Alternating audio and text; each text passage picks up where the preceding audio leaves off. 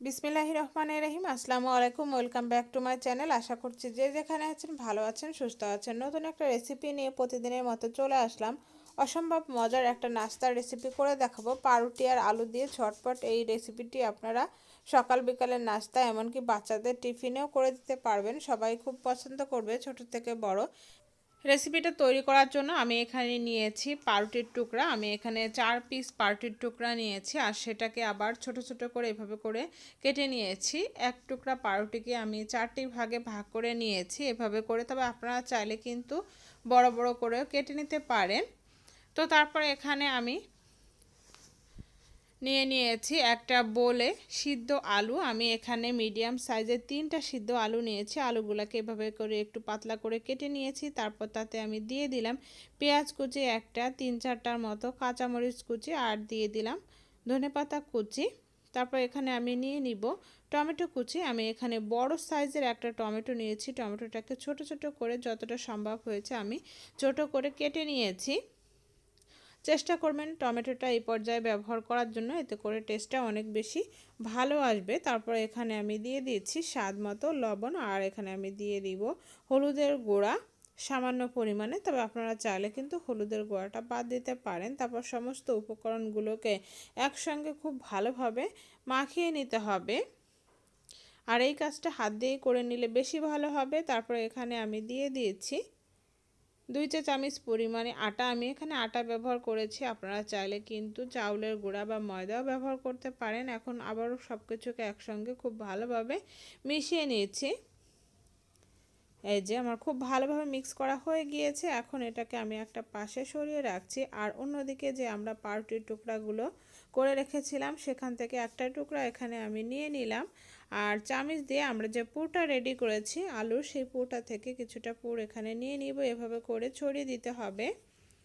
পুরের পরিমাণটা কম বেশি হচ্ছে আপনাদের পছন্দ মতো। আপনারা চাইলে কিন্তু পুরের পরিমাণটা কম করেও দিতে পারেন, আবার চাইলে বেশি করে দিতে পারেন। তো বেশি করে দিলেই বেশি ভালো লাগে খেতে। তারপর উপর থেকে আমি আর একটা অংশ এভাবে করে বসিয়ে দিব।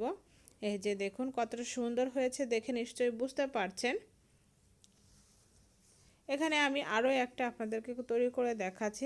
একইভাবে আমি পাউরুটির টুকরার উপরে এখানে আলুর পুরটা দিয়ে দিচ্ছি এভাবে করে ছড়িয়ে। তারপর উপর থেকে আর একটা অংশ এভাবে করে বসিয়ে দিব। এই যে এভাবে করে আমি সবগুলো নাস্তা তৈরি করে নিব। এই যে এখানে আমার সবগুলো নাস্তা রেডি হয়ে গিয়েছে। অন্যদিকে এখানে আমি নিয়েছি 2টা ডিম, আর তাতে সামান্য পরিমাণে লবণ দিয়ে ডিমটাকে খুব ভালোভাবে ফেটে নিয়েছি।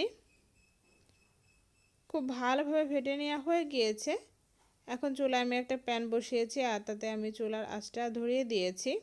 তাতে পর্যাপ্ত পরিমাণে তেল দিয়ে দিয়েছি। এখন আমরা ডিমের যে ব্যাটারটা করেছি সেই ব্যাটারের ভিতরে আমরা এভাবে পাউরুটির টুকরাগুলোকে ডুবিয়ে তারপরে উঠিয়ে তেলে ভেজে নিব। এই যে এখানে আমি একটা দিয়ে দিলাম। তারপর একইভাবে এখানে আমি আরও একটা করে নিচ্ছি। এই যে আর এই নাস্তাটা ভাজার সময় চুলার আঁচটা কিন্তু আপনারা মিডিয়ামে রাখবেন। লো আঁচে রাখলে কিন্তু পাউরুটিগুলা তেলটা একদম টেনে নিয়ে যাবে। তো যার কারণে হচ্ছে গিয়ে চুলার আঁচটা মিডিয়ামে রাখলে পাউরুটি পুড়েও যাবে না, আর তেলটা টেনেও যাবে না। এখানে আমি আরও এক টুকরা দিয়ে দিলাম। তারপর এখানে আমি আরও এক টুকরা দিলাম। টোটাল আমি এখানে 4টা টুকরা দিয়ে দিয়েছি প্যানে। এখন এগুলাকে ভেজে নিব। একটা পাশ যখন লাল লাল করে ভাজা হয়ে যাবে তখন এগুলাকে উল্টে দিতে হবে। এই যে আমি এটাকে উল্টে দিব।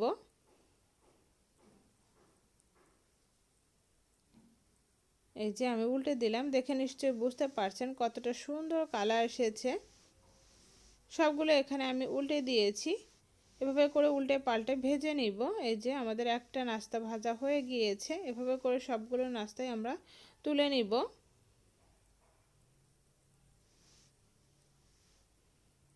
আশা করছি আমার আজকের এই সহজ নাস্তা রেসিপিটি আপনাদের ভালো লেগেছে। আমার রেসিপিটি ভালো লেগে থাকলে লাইক দিয়ে আমাকে উৎসাহিত করবেন। ফ্রেন্ড এবং ফ্যামিলির সঙ্গে চাইলে শেয়ার করতে পারেন।